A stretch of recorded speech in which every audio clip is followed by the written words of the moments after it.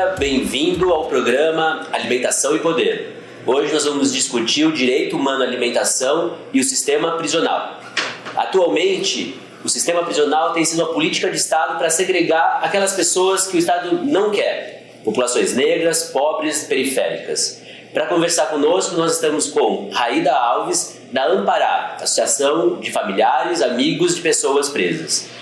Olá, Raída. Bom dia a todos e todas. Atualmente, nós estamos vendo essa gravidade da política punitiva e também de encarceramento em massa. Como é que ela afeta as famílias, as comunidades e uma geração inteira, principalmente dos jovens? É um assunto muito emblemático mesmo. Então, a prisão na família, ela afeta de todos os aspectos. Principalmente o psicológico. Quando você tem uma pessoa presa, você sente a discriminação da sociedade, dos próprios familiares também, que muitas das vezes os familiares nos abandonam. Só te resta a sogra e a mãe do preso. Tio, primo, ninguém quer saber.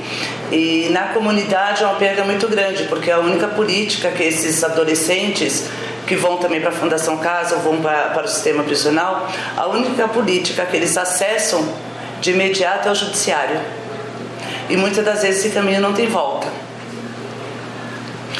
E hoje a gente percebe que aqueles meninos de 98, 99, 2000, ou eles se encontram dentro do sistema prisional, ou nas comunidades terapeutas para a dependência química, ou se encontram na Cracolândia. E na sua avaliação, por que tem sido tão crescente o número de pessoas presas, inclusive das mulheres?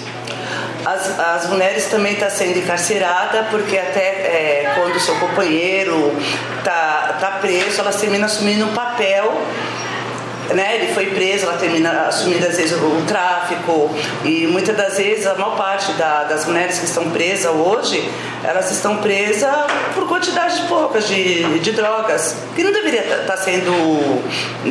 estar presa, na verdade.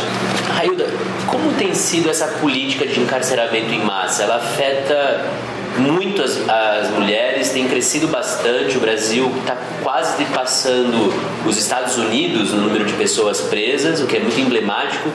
Ao que você atribui isso? Que é uma política de encarceramento, tanto das mulheres como dos homens. Hoje nós temos a gente era o 4º país do mundo e nós somos o 3º.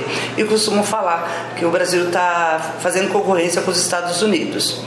E o que afeta muito na família, o dia a dia, porque assim, você não tem dinheiro para pagar o melhor advogado para o seu filho, ou seu marido, seu companheiro, e aí tem as penas alternativas, da qual não é aplicada, muitas das vezes não é aplicada mesmo, porque assim, você vê pela audiência de custódia, a defensoria faz uma defesa, mas o juiz e o promotor acata, e termina encarcerando tanto o homem como a mulher, porque assim, eles não têm nenhuma política. Esses jovens que chegaram até o sistema prisional, a única política que eles acessaram foi o judiciário, porque faltou tudo na comunidade dele.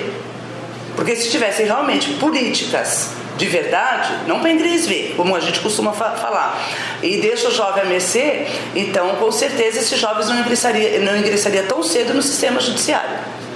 A gente vê um conjunto de violações no sistema prisional.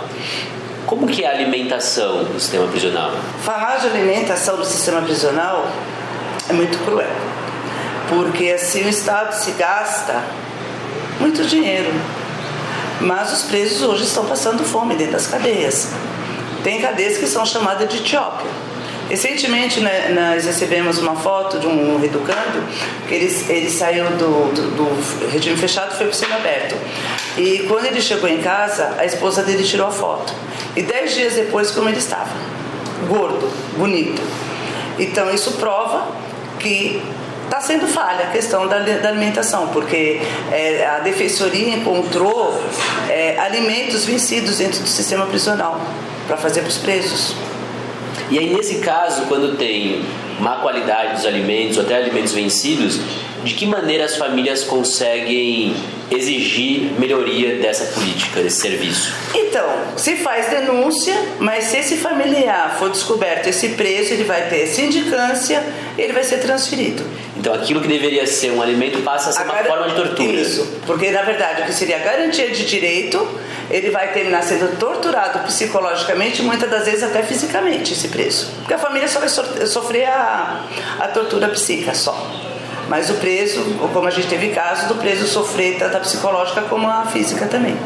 E quando existe uma necessidade específica alimentar, por uma restrição de doença, uma diabetes, hipertensão, vocês têm registro de quantas famílias ou quantas pessoas precisam de um atendimento especializado por uma dieta equilibrada?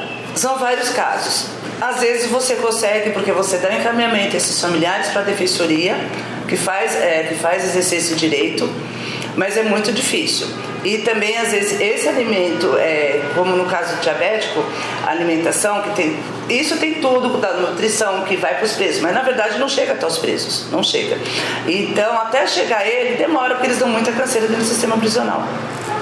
E a maior parte dessas pessoas que tem algum tipo de deficiência ou doença, não chega. É muito importante a gente esclarecer que a Corte Internacional de Direitos Humanos fez um despacho mostrando a importância de ter uma alimentação adequada para os casos específicos com restrições alimentares. E, inclusive, isso passa do aspecto também cultural do hábito de se alimentar.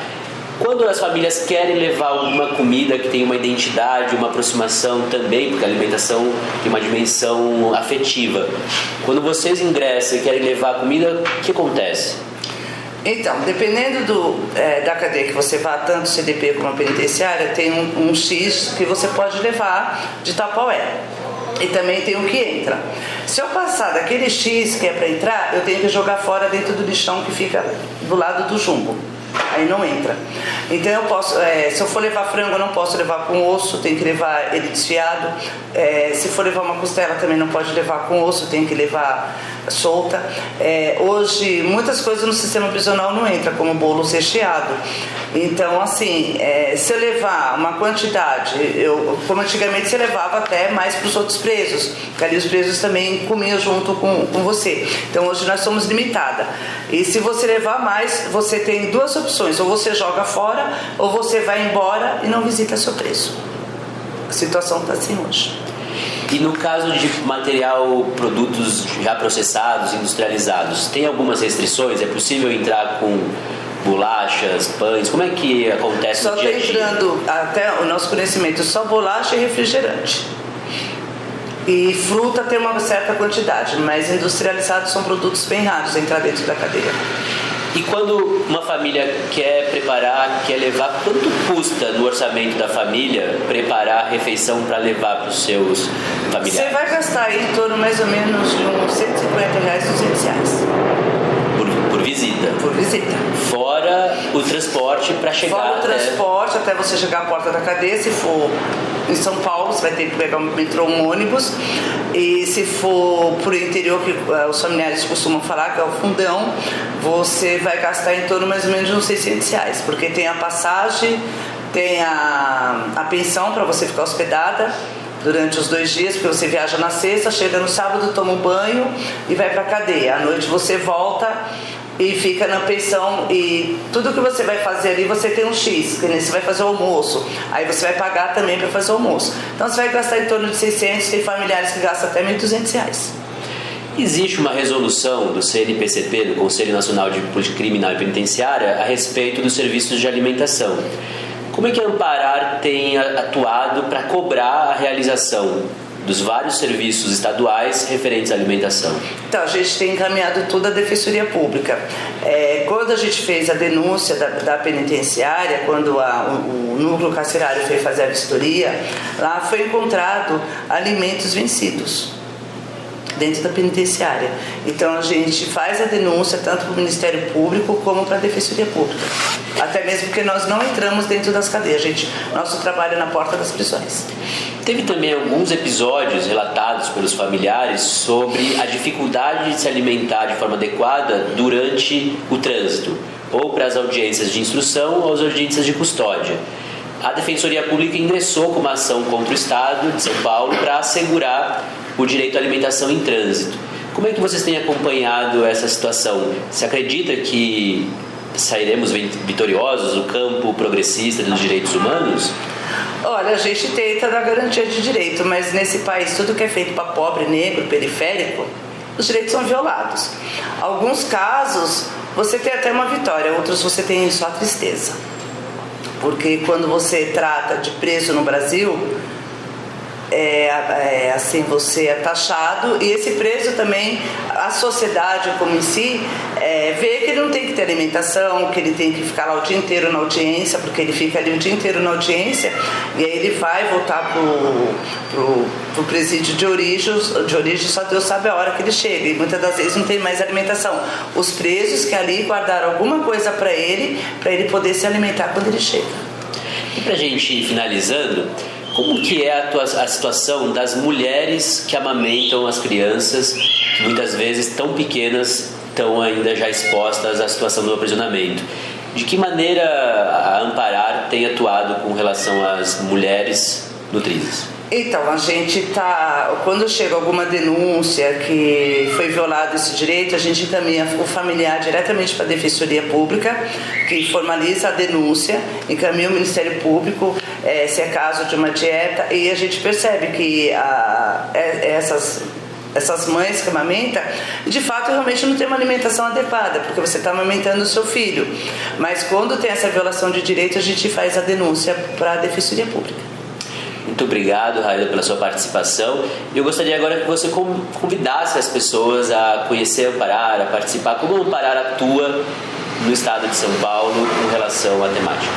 Bom, nós estamos localizados lá na Zona Leste, Rua José Bonifácio, Rua Eugênio Albini, número 150. Quem quiser passar um dia com a gente lá está convidado, pode entrar no nosso site, no nosso Face, agenda também, que às vezes a gente tem muita atividade para fora, a gente está fazendo os grupos itinerantes nos bairros, com os familiares, em vez de eles virem até nós estamos indo até eles, porque a gente está muito distante do centro. E o nosso trabalho é atendimento psicossocial aos familiares, encaminhamento para a defensoria, questão processual, e também a gente vai nas portas das prisões, tanto dos CDPs como das penitenciárias em São Paulo, e como nas filas dos ônibus. E quem quiser colar, é só dar um salve, dar um grito. Tá bom? Maravilha, então um salve a todos que nos acompanham na Alimentação e Poder. E você pode participar da TV mandando contribuições, sugestões e acompanhando também nas redes sociais, no Instagram, no Facebook. Até a próxima. Tchau, tchau.